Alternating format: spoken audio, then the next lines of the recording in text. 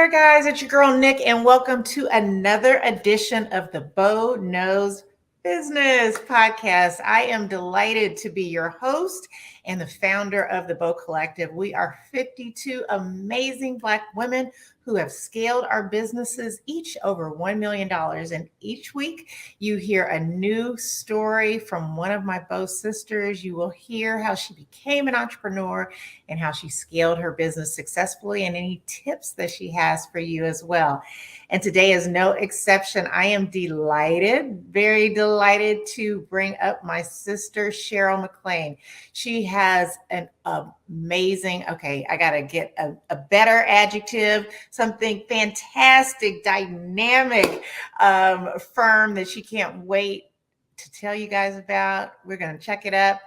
Miss Sheryl, how are you, my sister? I'm doing very well. Thank you. Glad to be here. Oh, I'm so happy to have you here. So, listen, I have known you for a couple of years. I admire you from a near and far. You are just the most stylish thing going. You do it effortlessly and you bring us all up just by being in your presence. So, we are so grateful to have you here today. Can you tell us a little bit? Tell us the name of your firm and what you do for a living. Okay. So my firm is McLean and Turquoise, and I am an interior designer. I'm a trained architect, and what we do is a little bit of architectural details and lots of interior design, designing commercial, multifamily, and high-end residential. Perfect. Turquoise. I am just so glad I didn't go out on the limb, girl. I would have jacked that every time I mess it up. So turquoise. I love Can that. you tell What where is I'm turquoise? from? Yes, but what is the turquoise? Well, Turquoise is actually my maiden name. I'm from New Orleans. So, we Absolutely. carried that with us. I couldn't let that go. Oh, I So, know. Oh, that's gorgeous. That's yeah. gorgeous. I So didn't know. my last name is McLean. My maiden name is Name is Turquoise. Duquy. Oh, beautiful. So, speaking of New Orleans, speaking of Louisiana, tell us what little Sheryl was like. What was your family, your home life like? That first chapter, we love hearing our both sisters' stories about their childhood because it always gives a little glimmer of what's to come. So, how about for you? So I am from a whole matriarchal family where the Mhm. women were all very powerful, all educated, go-getters, that sort of thing. And actually, though we didn't always live with my grandmother, I remember living with my grandmother, my mother, my aunt. It was like one big extended family. And that's what you did in the South in those days. Everybody didn't go out and get a place. Even when you were married, you still lived within those compounds because that was what was available. But I am from women who are educators, most of them. My mother's an educator, my aunt, my grandmother was, So I'm from a household where reading was really important, church was really important. Um, and I was blessed to have a family that it just seems like everybody was creative in their own way and they held on to it. So um, I stayed in New Orleans until I was about 12. And then I was part of the Great Migration, which is what Black families did. Wherever the railroad stopped, that's where you moved to. So the railroad stopped in Chicago and then it went on to California. So my family went on to California. And I grew up there after that, did all my education there, my elementary, high school. I got my master's in architecture in California. And then I couldn't wait to leave.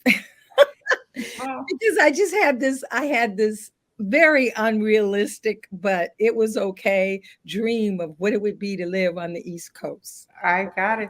But And usually we look, I'm a California girl too, girl. So either you stay on the West Coast or the yeah, other coast. And yeah, and so we are very different, yeah, right? We yeah, came on out here. yeah.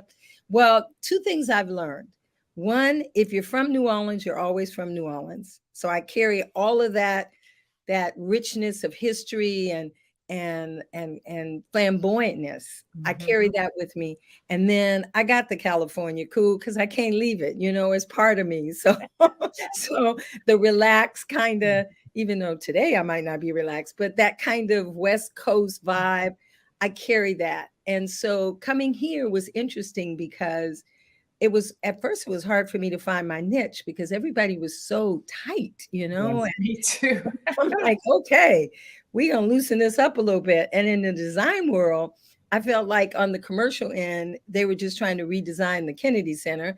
And then on the hospital, on the residential end, it's just what other colonial can we make? It's like, okay, we have to break this. So I finally came into my own, brought all my flavors from all my places with me. And now I've got my style of designing, which is great. I love it. I love it.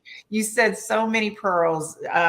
And one, I'm stringing together this beautiful bow necklace because without fail, everyone has said that education, exceptionalism, that was a value. That was something that they got somewhere along the way, whether it's parents, grandparents, etc. But that was definitely in their DNA. And I love the fact that you're from you're a Cali girl, you got that New Orleans flavor, and you brought it to the East Coast. Everyone always says to us, I wonder, did you ever hear, you're not from here, are you? Oh yeah, all the You time. get that all the time. All the time. Listen, my husband, he's originally from North Carolina, but he grew up in DC. But when I was cooking and stuff, if I wasn't cooking in the New Orleans style, I was just preparing a simple meal. It's like, oh, you making that California stuff, aren't you? That's that healthy stuff. That's that weeds that we don't You eat said that. the weeds. Weeds. We don't eat that. It's like, wait, this is a salad. Yes, Yeah. hilarious. Oh, I love it. I love it. So I got the how you were raised, what your values were. So entrepreneurship, the next chapter, right? How did you open your business, and not only, what were the circumstances surrounding you opening it, but one of the things that we pride ourselves on with the collective is being able to scale those businesses to a million plus. So tell us the story about how you got in, and then give us a nugget about that scalability. How did you take that business from, a vision to really scaling it so successfully? So I've had many careers and things along the way for sure. And I'm so glad I have, because with each I took with it all the treasures. I didn't just leave it. I just brought all the treasures, all the things I learned. When it was time for me this is after I had got my master's in architecture, and I had moved here, and I was trying to make it, trying to see, do I want to go into corporate architecture? Do I want to go on my own? I've always known that I'm not a corporate girl. I've had, bouts with IBM. I worked for IBM for a while. I worked in even Johnson and Johnson. I knew I was never a corporate girl, and I really wanted to be on my own. Now, I say that because most designers, they want to be designers, and it's like in any field, whatever the profession is calling for, the trade, the talent, that is very different than the business. So you have to love it both. You can't love one and not the other if you're going to go in business. And I did have that in me. My father was a great example of that. In my younger years, my father used to own the baddest nightclubs in New Orleans. He was all of that. Okay. I love it. So, you know, I learned what he thought was necessary. I do not believe, but was the struggles and the things you have to give up if you want to get into entrepreneurship. So I was able to take that knowledge and make decisions about how I wanted to navigate this separately from what he did, and learn from what he did, so I didn't have to make those same mistakes. Okay. If I had to give a nugget in anybody going into the business, it's don't be afraid to fail, because failure is the best thing you could do. Yeah. Because Yeah. with that, Tell us about one of your, I'm the queen of the pivot game, and I tell people all the time about, how my first business was open and closed, because you're right, you learn so much, but people don't like being vulnerable. They don't like showing their challenges. Tell us about one of yours, but also tell us how you recovered from it and went on to the next. Well, I'm old school. I've been raised by parents who are old school, so you don't stop and you don't give up. That's just like not acceptable. So that's just in my DNA. But I think I think ideally, what what made me pursue and persevere and that sort of thing is just having faith, which was very much a part of my life. Yes. I say it every day, 20 times a day, even though I don't act it all the time. And that is God is, in charge of my life and affairs. I say it all the time. Faith is essential because if you're in faith, you're not in fear. Yes. Um, so that has helped me a great deal, move forward and move through the challenges, because there were challenges, because I had no mentors here when I came here. I really didn't know anybody. Yeah. The small time that I worked in an architectural firm, it was a Black firm, but I was the only female. So it didn't matter if it was Black or not. It was, that's a whole nother subject. But I didn't have mentors. I didn't have somebody, because I was away from my nest. I was away from LA. I was away from New Orleans. So I had to go deep in myself and just really get comfortable with who I am and what I want, and to know that no is only saying not now or not this way, but not no, never. Yes, So yes. I love it. No, I love it. So you let's get back to scaling your business, right? So we have a lot of people that follow us. We're so blessed for the both fans and our tribe.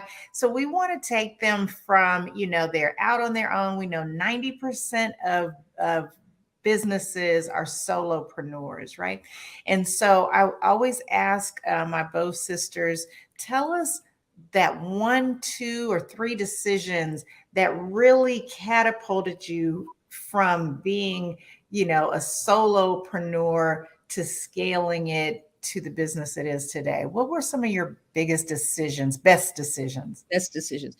Um, One of my best decisions was to attach myself literally to organizations that supported the kind of business that I was in, Okay. that I wanted to be in. You have to have some mentorship. And if you don't have it, you have to go get it.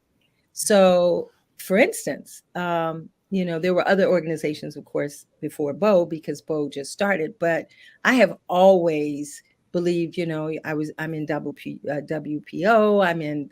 There's several. There's a lot in the industry that I'm also part of, and getting those CEUs and talking to other people in the business, and not just talking about what you like, but what you don't like. Mhm. So it goes back to that education again, because you also can't run a business if you don't understand how the business is supposed to be run. And that's reading everything I could read, finding somebody that I could look up to and say, hey, look, I'm just starting. I just want some hints. Give me some wisdom. Help me, understand more about what I'm asking for. And I did that a lot. I had no hesitation talking to people that I did not know to ask them for some help. So that was the first thing that I did. And then, of course, the second thing was read everything that I could to support that. Um, and I think just those two got Mhm. me really, really, really far. And the other thing is, we get real caught up because we're struggling. We feel like we're struggling. To the outside, we're not, but we feel like we're struggling because we're working so hard and we're doing this and we're running and we're racing but we're not stopping and smelling the roses along the way. Mhm. And we're also not stopping and appreciating other people's roses along the way. Yeah. So when I started doing that, I was like, oh, this is pretty cool. This is something that I'm attracted to. I, Yes. I kind of slowed myself down and just started taking life's lessons and trying to work it out in my head and trying to understand it. Um, so I assume that everybody does this. I don't know. You know, No, no, no. no. It's true, but I know successful people have a lot of similarities. And what you're saying about educating yourself, building, developing relationships, those are constant. Those are the pearl necklace that the Bow sisters are all saying, that they believed in themselves unequivocally, that they were not afraid of failure because the thing they were doing was just such a part of their DNA that it was not an option, right? It's not an option to just quit. This is in your fiber. But I love what you said about, keeping God at the forefront of your life, when that positions us to keep everything in perspective, right? That things are not so up or so down. God is our source, and it will, as long as you are being true and believe in yourself, the things typically pan out. Universe opens up. That, it sounds like woo woo stuff to some people, but I live it. So it's life for me. And he's my publicist. Yes. He's my, I can name it. He's my banker. I Exactly, mean, my everything. financier. Yeah, I have to do Absolutely. that. And what it does is when you can start putting your mind in that vein, Yeah. it gives you just a little bit of room to kind of push the fear away. Yeah. And then you can move forward, because we're all Absolutely. talented and we Yeah. all got it. It's just getting to it, and being able to bring it forward. And if you could focus on that, keeping God in that perspective for you, Absolutely. you'll be okay. It's weird because people say you're an entrepreneur, and it's like, really, I You're don't just think about it that way. you're just doing you. You're Yeah, doing I'm what just you're doing called me. to do. I I'm just love it. Well, I think this is a wonderful way to put a little bow on the end of our That's interview. wrong side. Yeah, no, you got it, girl. You got it. So Okay, put it back. tell me about the Bow Collective from your perspective. Tell us, as you mentioned, we're a new organization, but what does it mean to you to be a founding member, and what are you contributing to it in terms of role and responsibility? And finally, what is your hope for it? What do you hope happens as a result of this organization? So I'm going to answer the last one Uh-huh. first. So I look at Bow Collective as a powerful, powerful instrument that Black women can use to step out in the world, and I mean, really, really make an impact in your family life, in your communities, in the world. And it's a support system that nobody outside of that could understand. Yeah. It's a sisterhood, and it's a place where you don't have to worry about guarding or being competitive. First of all, we're all from different industries. Right, right, right. And if we're at this level, we've all been through it all. There's no free rides in this in entrepreneurships. There just isn't, unless you're born to Elon Musk or something. And I don't even know then, Right. you have to, you've gone through Put the work in. you put the work in, you've gone through the trials. So we have that in common, but we have that special bond of being Black women, because we are constantly being subjected to things that other women are not being subjected to, and we need to know how to deal with that and move forward. Yes. I was very excited when I was invited to come to be a part of this. I love passing down and teaching others to be able to step up, and we're doing that for each other. We're nurturing each other. Yes. We're all at different levels of things, and we're different ages. So I like the different ages, because I get that young energy, and then I get that old world stuff that I come from, and kind of mix it all up, and it's just nothing but good stuff coming out of that. It's new, but, I think it's going to take at least a couple of years. I mean, Mhm. as much as we all want it like right now, I think it's going to take a couple of years. But I think just looking at what we've done so far and what's happening so far, everything is a step up, a step positive, a Yeah. step up. It's going to be really, really positive and really strong and impactful. And, I just think that this ought to be the place where all Black women who are entrepreneurs, this is what you need to be seeking. This is where you want to be. We're going to get it together and make it strong. This is where you want to be. I So, love it. No, I love it, sister. And you had mentioned about the sisterhood. You are one of the fellowship chairs, the squad, and you guys are so gracious to me. I have all these dreams. And tell us what does the fellowship add? We all talk. We know we're trying to get the money. We're trying to get the contracts. Why is fellowship important in your mind and in the squad's mind?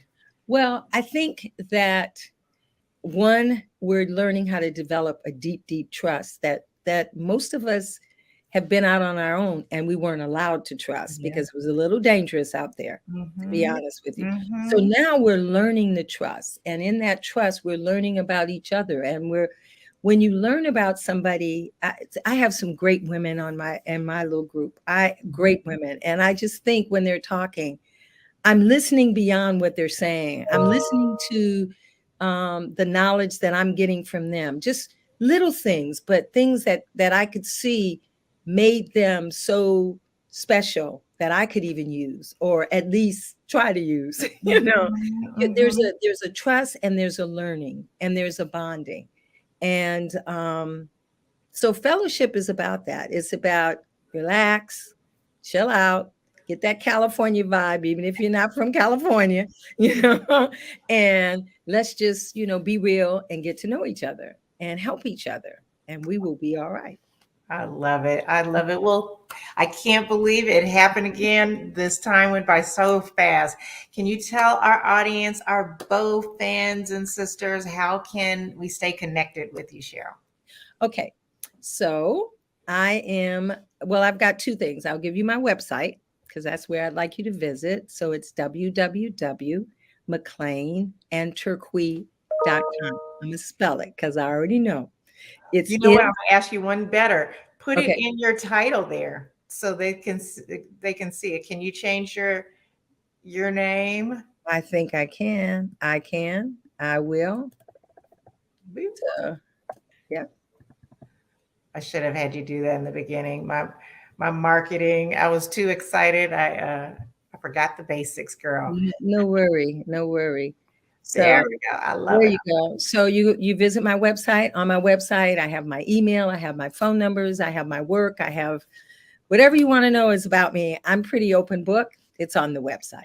Yeah. Are your beauty secrets on your website, my sister? Oh, Oh my gosh, Ageless, you made some deals down there in New Orleans, girl. You are yeah. fly always. That's those New Orleans jeans. What can I I tell love you? it. I love it, dear. Well, thank you so much. You're I learned welcome. something new yet again. You're amazing. And thank you for saying yes to this podcast, to the Bow Collective, and being our sister and trying to do something great. Great, great. I hope to see you on the 5th. Absolutely. All right. Take care. Bye bye. And that does it, you all, for another edition of Bo Knows Business. Are you guys as excited as I am? These women are just dynamic. I hope you're getting the pearls. Share this podcast, like it, send it to your friends, follow us on our website, social media, everything, because we are just trying to educate the world about Black women and entrepreneurship. So happy you joined us. Take care.